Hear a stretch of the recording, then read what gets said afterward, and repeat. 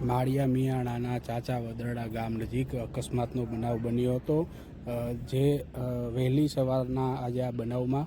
4 જેટલા જે પદયાત્રીઓ છે જે બનાસકાંઠાથી દ્વારકા તરફ જઈ રહ્યા હતા અને તે દરમિયાન જ ચાચા વદરડા ગામ નજીક એક જે ડમ્પર ચાલક છે તેના દ્વારા આ પદયાત્રીઓને અડફેટે લેવામાં આવ્યા હતા અને આ બનાવમાં 4 જેટલા પદયાત્રીઓના ઘટના સ્થળે જ કમકમાટી ભર્યા મોત નીપજ્યા હતા, જ્યારે એક પદયાત્રી છે તે ઇજાગ્રસ્ત થયા હતા। ત્યારે આ બનાવના